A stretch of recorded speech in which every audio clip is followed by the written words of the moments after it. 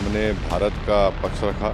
हमने उनको बताया कि कितने बरसों से भारत में पाकिस्तान की तरफ से जो उनके एडेड प्रमोटेड ट्रेन टेररिस्ट आकर भारत में आतंक मचा रहे हैं और कितने लोगों की जानें गई। हमने पूरे डेटा उनको दिया कि चाहे वो मुंबई का ब्लास्ट हो, ट्रेन ब्लास्ट हो, जम्मू कश्मीर के असम्बली के सामने जो सुसाइड बॉम्बर का ब्लास्ट हो, फिर पुलवामा हुआ, उससे पहले पठानकोट, फिर पिछले साल रेसी में एक बस के ऊपर गोलियां चलाई गई। तो हमने बताया कि ये पूरा स्किट जिसमें ट्रेडमार्क्स पाकिस्तान के हैं। बार बार ये जो पाकिस्तान जो अपने आप को बड़ा ही विक्टिम नहीं है, पाकिस्तान एग्रेसर है। और हमने 15 अप्रैल को जो आसिम मुनीर की स्पीच हुई, जिन्होंने कश्मीर के बारे में जो बात कही, उसके बारे में हमने बताया। और फिर देखिए, पाकिस्तान का इन्वॉल्वमेंट इससे भी साबित होता है कि जो पहलगाम के टेररिस्ट अटैक के बाद TRF ऑर्गेनाइजेशन ने 2 मरतबा इंटरनेट के ऊपर उसको कबूल किया और भारत सरकार ने, जो हमारे एक्सपर्ट्स ने, साइबर के एक्सपर्ट्स ने मालूम किया, तो वो तो पाकिस्तान के मिलिट्री कैंटोनमेंट के करीब से उन्होंने उसको इंटरनेट पे डाला। आज जो सुबह में हम बहरीन के डिप्टी PM हैं शेख खालिद बिन अब्दुल्ला अल खलीफा, फिर उसके बाद जो शूरा कौंसिल के चेयरमैन हैं हिज एक्सेलेंसी अली बिन सालेह अल सालेह, और फिर जो फर्स्ट डिप्टी स्पीकर हैं हिज एक्सेलेंसी अब्दुल नबी सलमान अहमद साहब के साथ और कौंसलर रिप्रेजेंटेटिव के साथ हमारी मीटिंग हुई। बहुत अच्छी मीटिंग हुई। उसमें तमाम ग्रुप ने, जो जय पांडा उसकी क़यादत कर रहे हैं, हमने भारत का पक्ष रखा।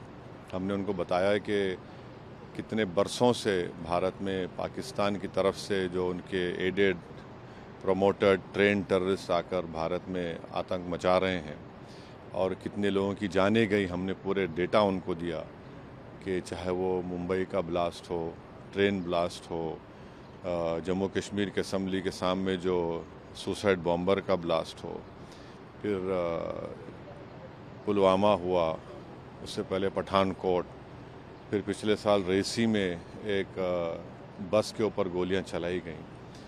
तो हमने बताया कि ये पूरा स्किट जिसमें ट्रेडमार्क्स पाकिस्तान के हैं। और एक बात हमने बताई कि जो TRF ये जो टेररिस्ट ऑर्गेनाइजेशन है, 1262 जो सिक्योरिटी काउंसिल का जो सैंक्शन कमेटी के हमने दिसंबर 2023 में कह दिया था कि TRF पे आप सैंक्शन लगाइए, ये यहाँ पर भारत में गड़बड़ कर सकता है। तो TRF के बारे में अभी से हमने बोले, दिसंबर 2023 से सरकार ने UN सिक्योरिटी काउंसिल को 1262 को सैंक्शन का बता दिया।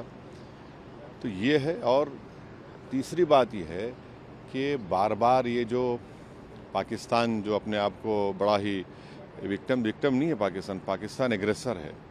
और हमने 15 अप्रैल को जो आसिम मुनीर की स्पीच हुई, जिन्होंने कश्मीर के बारे में जो बात कही, उसके बारे में हमने बताया। और फिर देखिए, पाकिस्तान का इन्वॉल्वमेंट इससे भी साबित होता है कि जो पहलगाम के टेररिस्ट अटैक के बाद TRF ऑर्गेनाइजेशन ने 2 मरतबा इंटरनेट के ऊपर उसको कबूल किया और भारत सरकार ने, जो हमारे एक्सपर्ट्स ने, साइबर के एक्सपर्ट्स ने मालूम किया, तो वो तो पाकिस्तान के मिलिट्री कैंटोनमेंट के करीब से उन्होंने उसको इंटरनेट पे डाला। फोटो फुटप्रिंट्स निकल नहीं सकते। और तीसरे, हमारी देश की जो प्रीमियर इन्वेस्टिगेटिंग एजेंसी NIA ने केस रजिस्टर किया है, तो इसमें पूरा इसका इन्वॉल्वमेंट है। और फिर भारत तरफ से जो एक्शन लिया गया, तो पहले 9 मुकामात को हमने निशाना बनाया जो यूनाइटेड नेशन के डेजिग्नेटेड टेररिस्ट ऑर्गेनाइजेशंस का ऑफिस है, और पाकिस्तान ने बेहूदगी की। तो फिर 9 और 10 को वो एयर बेसिस पर उनको सबक सिखाया गया। तो ऑल इन ऑल हम बता रहे हैं कि भारत तो चाहता ही नहीं है, हमारा कंटिन्यूसली एक पड़ोसी मुल्क भारत में इंस्टेबिलिटी पैदा करना चाह रहा है, भारत में हिंदू मुस्लिम नफ़रतों को बढ़ाना चाह रहा है, और उन्हीं के पास से ये टेररिस्ट आते हैं, ये सब तमाशे करते हैं। तो बहुत अच्छी मीटिंग्स हुई और सब ने इस पॉइंट को उनके सामने रखा और उन्होंने भी सुना है। हम उनको ये कह रहे हैं कि आप भारत को आप जो देख रहे हैं, और भारत यहाँ पर बहरीन में तो 1962 तक रिज़र्व बैंक ऑफ इंडिया की तरफ से गल्फ रुपी इस्तेमाल होता था, और भारत पहला देश है जो एंटी कॉलोनियल स्टैंस लिया था यूनाइटेड नेशन में, और उसकी वजह से बहरीन को यहाँ पर अंग्रेज़ों को छोड़ के जाना पड़ा। और हमने उनको बहरीन की हुकूमत को याद भी दिलाया कि 2018 और 22 में आप ही के एक बहरीनी डिप्लोमेट की वजह से पाकिस्तान को FATF ग्रे लिस्ट में डाला गया, और एक आतंकवादी जो यहाँ पर छुपा हुआ था उसको 2015-16 में उन्होंने भारत सरकार के हवाले भी किया। तो हम उनसे कह रहे हैं कि मिडिल ईस्ट में FATF के मेंबर हैं, और वो पाकिस्तान को दोबारा ग्रे लिस्ट में लेकर आए, क्योंकि जो फंड्स आ रहे हैं उसके ऊपर कोई रोक टोक नहीं है। और 2026-27 में बहरीन सिक्योरिटी काउंसिल का मेंबर भी होने जा रहा है, तो इस एतबार से भी ये बहुत अच्छा रहा।